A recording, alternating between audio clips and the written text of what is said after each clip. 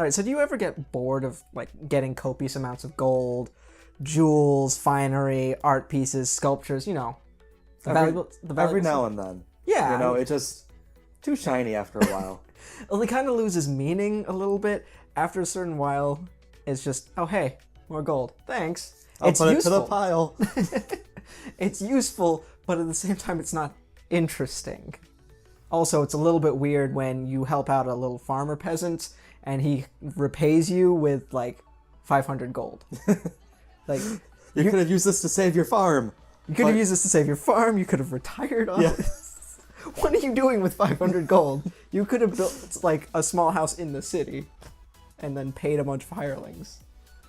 So, today's episode is going to be on unconventional rewards, things that you can give your players that break away from the stereotype of gold, jewels, and all of that ridiculous finery.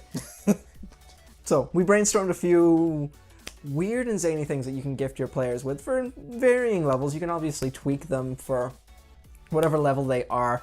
I think a lot of them are kind of geared a little bit towards lower levels, but there are some that are geared more towards higher levels. Do you want to start us off with what you've got? Oh, sure. Mostly I just thought about a compass. Something that it wouldn't point to a cardinal direction, but it would point to the last bed that you slept in. So if you slept at an inn, it would point towards the inn. If you slept at home, point towards the home. Just a different way to get your players some type of advantage of which direction they might need to go or how to get home. Right. Because that is usually an issue. It's a bit of a Minecraft-like thing, right? Yeah. Yeah.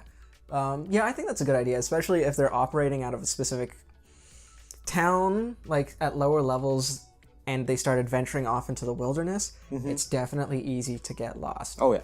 I mean, obviously you have the cardinal directions of if the sun is rising in one way, you probably, hopefully, know where each of the cardinal directions is.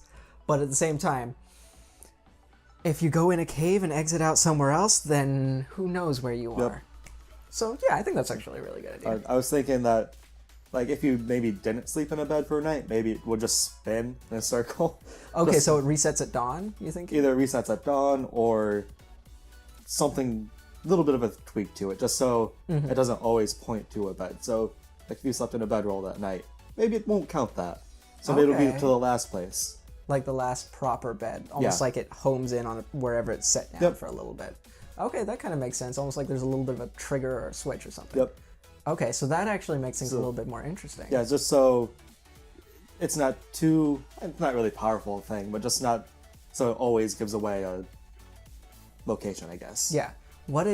Okay, so bear with me here. What if you guys are on a ship and you sleep in a bed and then you kind of lock it in on the ship? Ooh. Will you always know where the ship is? That'd be pretty sweet. Right? Yeah. Because then you could use it as LoJack. Yeah. This band of thieves is using a wagon and pillaging all the various areas around here. You just LoJack their wagon and then find where their base is and just utterly destroy them. Or set up an ambush while they're out. This is why I like you. All right, so I guess onto one of mine. Ornate keys. This is kind of one of those tools for DMs, I think, where you could just give them an offhand item and figure out what it does a little bit later on. So you were caught off guard, you need to give the players something as a reward, and this old man, is an old key that has been handed down from generation to generation. Okay. And it's beautifully crafted. You can tell, this isn't some blacksmith that did this. This is clearly an artisan who probably took a full year to make this key because it's so magical. Not magical, literally. Maybe. We'll see. That's up to you guys. To be determined. Yes. I thought it'd be cool to either use as a plot point later on, or possibly, there's also the idea I had of maybe using it as a limited use skeleton key. Okay. Once every so often it'll unlock any door. That'd be sweet. Yeah, as long as it's got a keyhole and it fits. Yeah, obviously. But, yeah. Then later on, just some ideas you could use for the key. It could open up another dimension. Oh god, yeah. That'd be sweet. Yeah, that sounds I could summon anything, maybe, or summon a person. That would also be interesting. Or, how about this? It summons a chest to it. So essentially, the key is paired with the lock in a chest. Okay. You just hold it out, and then suddenly the chest just appears nice. in front of you. So you could just store gold in there, and then once you take the key out, it just goes back? Yeah, it goes to wherever you leave it, or maybe its own pocket dimension. It'd be hilarious if it was just someone's chest. Just Why do I keep getting copious amounts of gold? Yeah. Why is there a sword in here? Well, it's mine now. Yeah. Ooh, did I pass out again? So I thought that would be fun for DMs to actually buy themselves some time. Yeah. And also it'd be interesting for players to just kind of spend every so often just trying to figure out what this key did. Like, the next couple of sessions I'd just be putting into random doors, and maybe DMs, it'll just work. It'll just happen to line up with the door they need to get in. Who knows? That's a little bit down to you guys, a little bit more improv based, but it buys you a little bit of time to figure that out. All right, so I like it. Back to you. Okay. I was just kind of thinking, I never like to be disarmed. I like to always have some type of weapon on me at all times. Fair. So I would always kind of like the idea of having a ring that could store a dagger into it, or poison vial, something like that. Okay. So it either goes into a little pocket dimension itself, or maybe it shrinks down into a miniature version of itself. Okay. So you have a ring that has a picture of a dagger on it. Okay. And from there, you can kind of boop it out, stabby stab, boop it back in. Yeah. So it's kind of like the Flash's ring, where his whole outfit comes Yes. out. Yeah. I actually had a very similar idea a while ago for a Harry Potter game that I ran, which you know about. A little bit, yeah. Yes. So all of the players got these magical weapons, almost like the Sword of Gryffindor. Okay. Except they were unique in their own right. They each chose either a staff, I think it was either a crossbow or a bow and arrow, or a sword. And essentially to keep these students from not appearing very dangerous and crazed, carrying around weapons around Hogwarts. Nah, it's fine. Essentially, as almost like a bonus action or the equivalent of a bonus action, they could shrink it down so it would be on a charm bracelet. Okay, so for my next idea, it's a little bit unconventional, but still within the realm of like normal. It's just giving the players a vehicle or a mode of transport of some kind. Okay. Because I think a lot of players, especially around their first game or their first couple of games, they don't think about ways to speed up their travel, like purchasing a horse, getting a horse and wagon. We've been playing our game for like a year now, and we still don't have anything. I tried to encourage the idea a couple of times. Yep. I may or may not have noticed. I didn't notice. But yeah, it's totally up to you. Like horse, wagons, carts, that kind of thing. I also threw in the idea of a boat, maybe. Ooh. Not a ship. Just a boat? A boat. Not like a little rowboat. That's what I immediately thought. I mean... It's a piece of wood. It's a door. Yeah. It's that piece of the Titanic thing. Yep. So I figured you could probably give them a ship at higher levels rather than a small boat that would fit all of them. It wouldn't be the fastest travel. I'm thinking more like a small sailing boat. Okay. Not enough to won't have enough cargo to go off into the brave new world, but you could travel down the coast type of thing. Yeah, a little bit of a puddle jumper, that kind of thing, small yacht, that kind of train of thought. Or, like I said, a ship. It wouldn't be crewed, so they'd need to hire a crew in order to actually manage it, unless they spent... Or, just went out into the water and learned the hard way that they can't sail. That would be amazing. Best of luck to you. There's a mission all to itself in which they lose the boat and then have to swim to shore, if they're lucky. That's a mini adventure for you. Yep. Did you have any more? I have actually. I may have a full list of just weird ideas. He has a full list of weird ideas. Not at the moment. I think I'm working on one right now, but go ahead.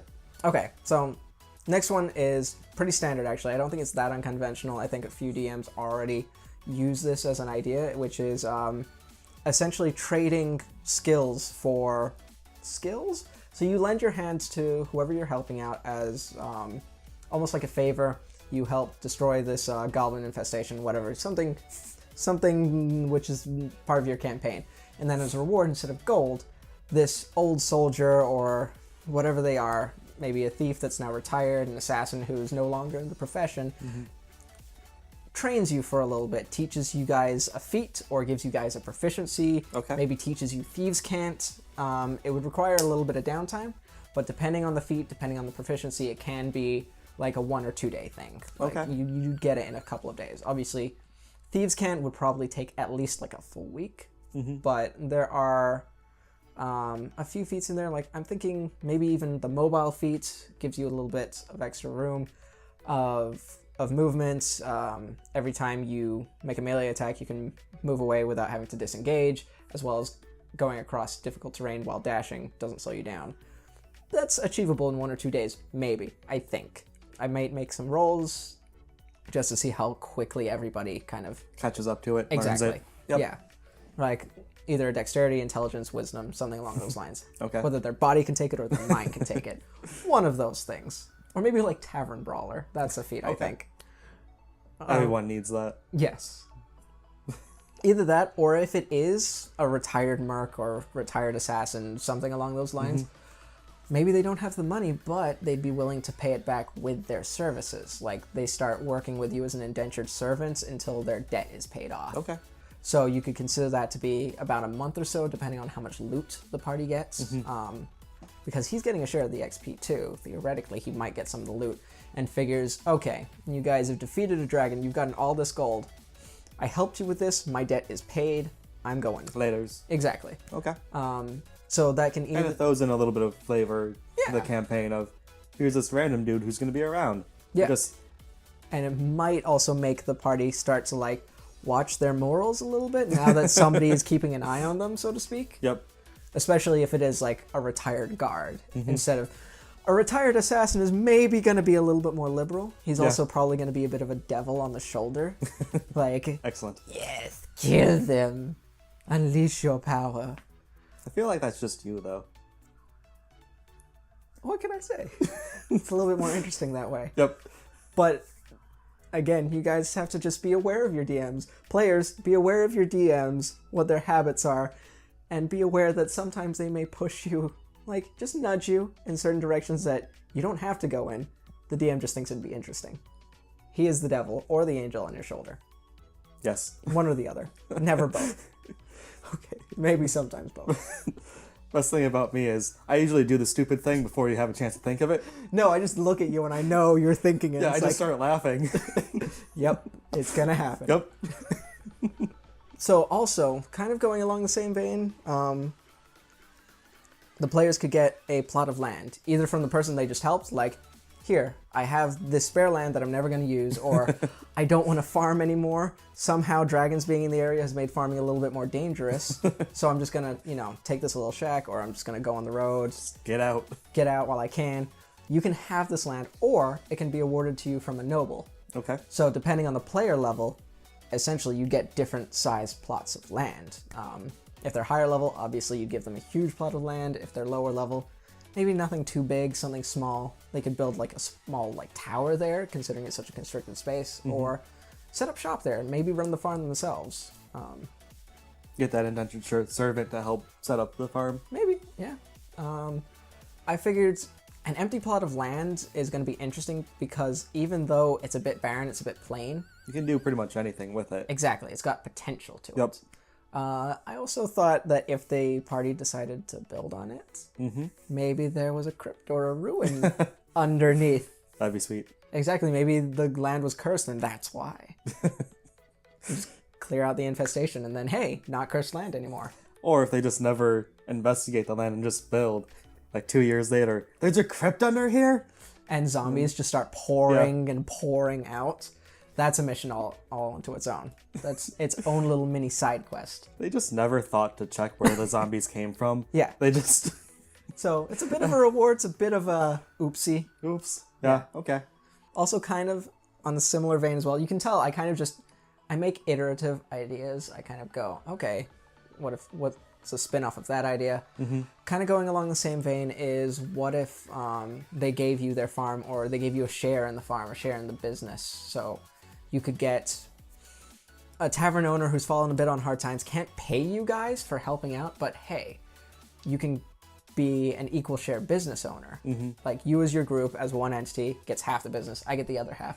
We split the profits, but that also does mean some input from you guys. Okay. So occasionally, every now and then, you may need to invest in new furniture or new seats and tables because there was a tavern brawl. Or if adventuring, you discover new food or new drink. New spices that you can bring back. As well as the idea of, well... Now you always have a place to stay. Yeah, now you always have a place to stay. Or if it's a general merchant, you can get discounted items. And you can bring back... What was I going to say? Magic items. Have the merchant sell the magic items at full price. So instead of selling your items to any random, like, magic store, where generally the items are going to be sold for at a lower price because, you know... Used. It's used and the merchant wants to make a profit on it. This way, you're the merchant, you're making the profit on it, you can sell it at whatever cost you want, as long as someone buys it. It may take a while before somebody's wealthy enough to come and buy it, but it means you're getting more bang for your buck. Okay. It's just not immediate, it's more long-term. Did you have your idea that you were percolating? A little bit. Okay. Just something that would cause minor distractions. Okay. I don't know if it would be a ring, wand, something that might cause like a leg cramp or a bloody nose, or it could do a minor illusion, have a bat or a bird kind of fly in. Just something that really wouldn't cause damage or anything, but something that could help you sneak by some guards or distract that merchant or whatever. Okay, so what I'm thinking is either like a item of, you know, blank item, ring, amulets, crown, headgear, of prestidigitation. Okay. Of thaumaturgy. Oh, yeah. Okay. Or minor illusion, or at higher levels, even major illusion. That could be a cool thing. You always get the upgrade. Yeah, exactly. Or maybe it shifts with your power level. That'd be really interesting to kind of experiment with. Or you just kind of sift through those spells, see what you want it to do, and maybe combine a bunch of them. Just different aspects of it. Yeah. Because I think thaumaturgy allows you to kind of boom your own voice if you want. It's a little bit of Dumbledore in the Harry Potter movies where he just holds his wand to his throat and... but allows the ground to shake, allows kind of dissonant whispers to just kind of come out of nowhere, or random sounds, things like that. Minor illusion's also good. I think that's no sound, though. Yeah. So it'd be a more visual thing. I was hoping to throw in, maybe if you could create a bird, you have some tweets in there, but yeah. I wasn't sure how powerful it could be, with it still being a smallish reward. Right. Well, again, it depends on power levels and it depends on the DM on how powerful they want to make it. You could create a wand or a ring of animal illusion. So essentially you just... Almost like a... what is it? A Patronus? Except actual animals that you can choose. So you create whatever animal, it appears, and looks and sounds exactly like a real animal would unless they pass a perception check. Yeah. Or investigation check to see if it's a real animal or not. And then, yeah, I think that's fairly balanced, honestly. It can't do anything else besides create animals, but you have the visual aspect and you have the auditory aspect. So I think that's perfectly reasonable as a unconventional reward. Yeah. Yep. Like almost like the Wand of Smiles, where that's what I was kind of thinking of, where it has an effect and it's fun for role playing, but it doesn't have a true impact on the game. Yeah, it won't affect combat. It probably won't affect most social encounters, but it can help stuff. Yeah. And it can help with just general distractions. Just fun to play with. Yeah, exactly. Another fun idea I had, this is probably my last idea for regular unconventional items before we go into massively unconventional items. But essentially you help out a guy who knows a guy or is a tailor. Okay. Like somebody who can outfit you guys with a custom piece of apparel. Maybe outfits you with a custom piece, like really elegant cloak or something like that. Maybe creates a cloak which would help you blend in, has a whole bunch of secret pockets that if, say you were trying to get into a gala or a ball and you were being pat down, they'd have to actually roll a really good investigation check to find some of these hidden weapons, things like that.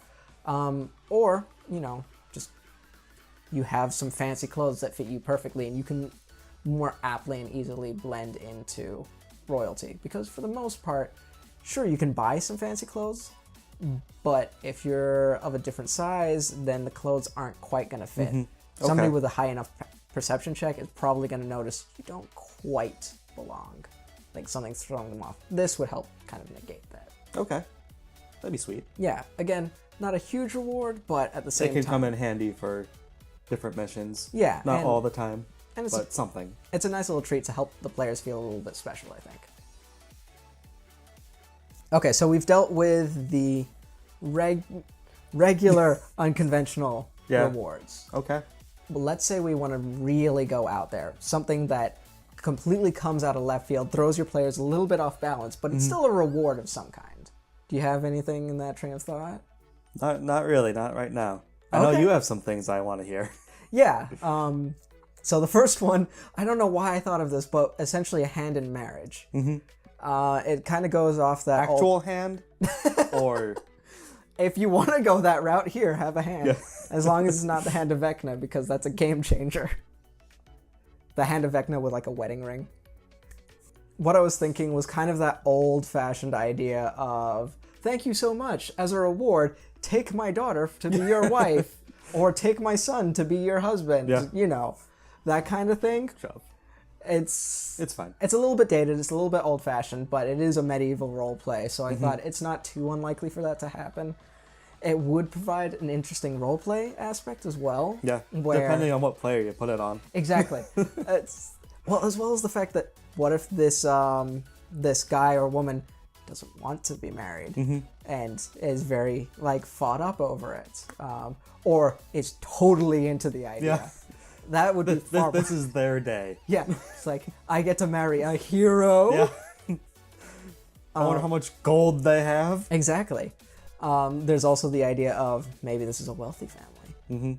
So maybe you want to keep up the ruse, just go along with it. Yeah. Do you go with the moral high ground and say, no, I can't do that?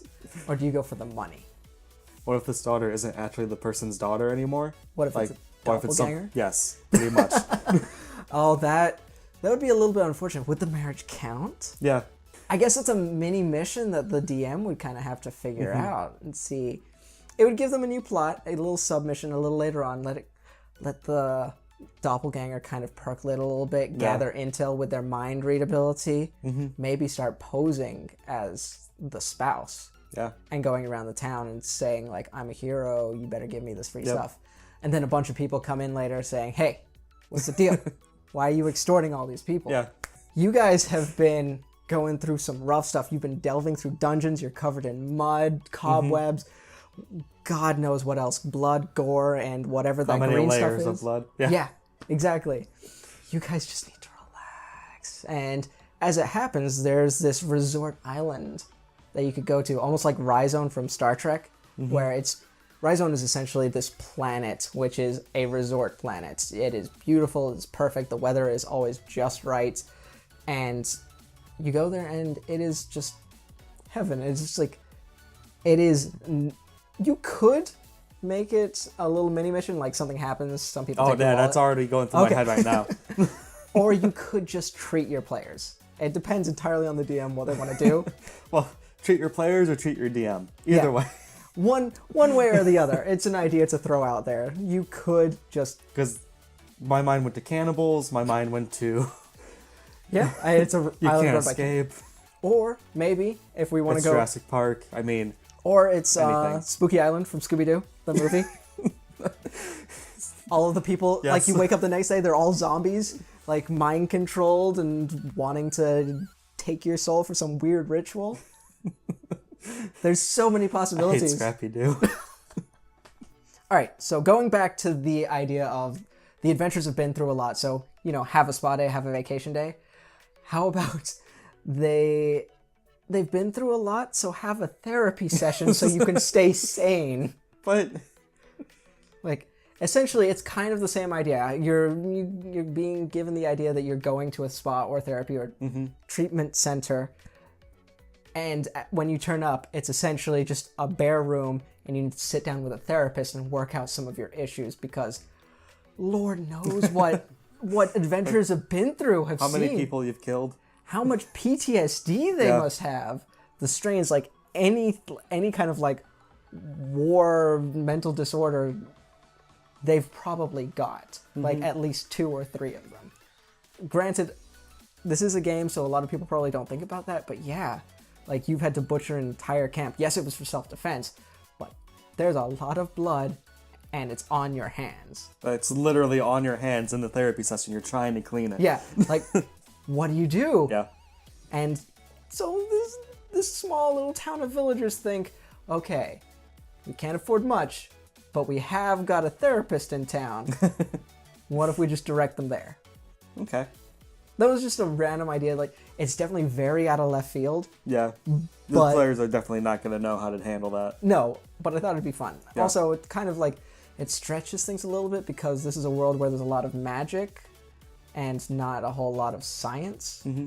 So, therapy, psychology actually is a fairly recent, in the grand scheme of things, very recent invention in our world. So is it going to work there? I guess you could kind of have quack doctors. And they end up just healing you with magic. Yeah. But again, it's kind of more of a fun idea than anything else. I wanted to just try and come up with something that was really unconventional. Okay. I think that was the furthest out there I could go. Then again, I'm sure you guys can come up with a whole ton of unconventional ideas. If I've learned anything about the internet, it's imagination has no limit. No limit. For better or for worse. Either way, it's going to be a lot of fun. Yes. So, if you got some unconventional rewards, throw them down in the comments below. Help some DMs out. Meanwhile, we'll throw ours up into a page or a document, and Something. the link will be down in the description below. Until then, we still don't have an outro. No. Our outro could just be us thinking of outros. Just for every video. Yeah. Until next time. No, I don't like it.